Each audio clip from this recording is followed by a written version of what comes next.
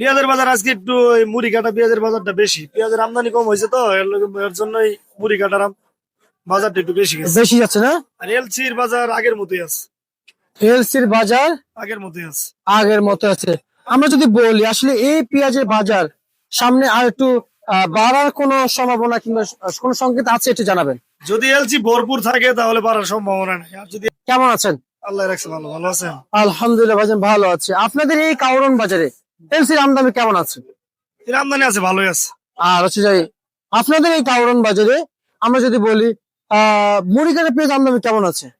মুড়ি কাটার আমদানি কুয়াশা তো এদের একটু কম, আর যদি রোদ উঠে তাহলে আমদানি বেশি হইব। আপাতত আমদানি কম আছে, কুয়াশা শীত ঠান্ডার ভিতরে আমদানি কম হয়।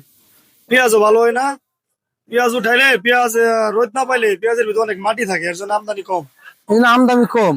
আচ্ছা আমরা যদি বলি এই যে কাউরন বাজারের যে অবস্থান, যে আজকের দিনে বেচা বিক্রি কেমন হচ্ছে কাউরন বাজারে?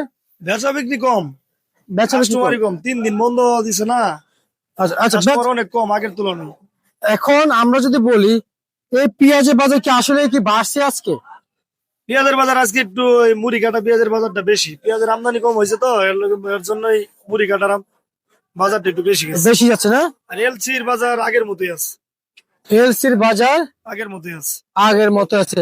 আমরা যদি বলি আসলে এই পেঁয়াজের বাজার সামনে আর একটু বাড়ার কোনো সম্ভাবনা কিংবা কোনো সংকেত আছে একটু জানাবেন। যদি এলসি ভরপুর থাকে তাহলে বাড়ার সম্ভাবনা নেই, আর যদি এলসি বন্ধ করে দেয় তাহলে বাড়ার সম্ভাবনা আছে।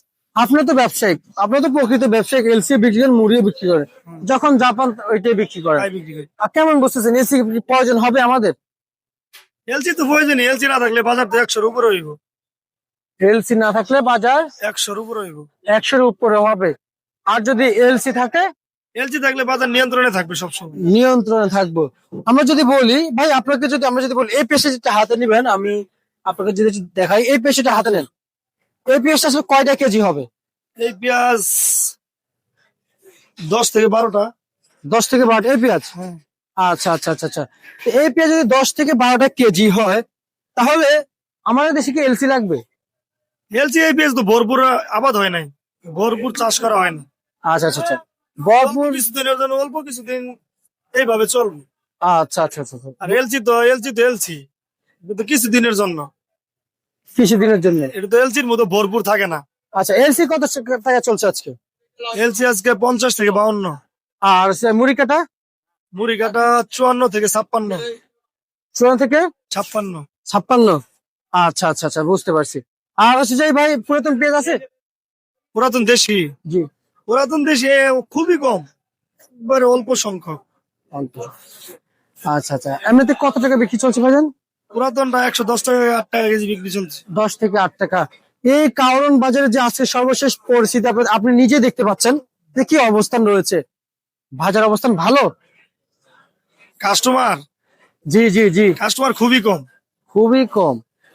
আচ্ছা আচ্ছা মানে খুবই ভোগান্তির ভিতরে আপনারাও আছেন। খুব ভোগান্তি। যে বাজার বলেছেন যে মূল্য তালিকা বলেছেন তো শুধু আজকের জন্য নাকি? আজকের জন্য। ঠিক আছে আপনাকে ধন্যবাদ।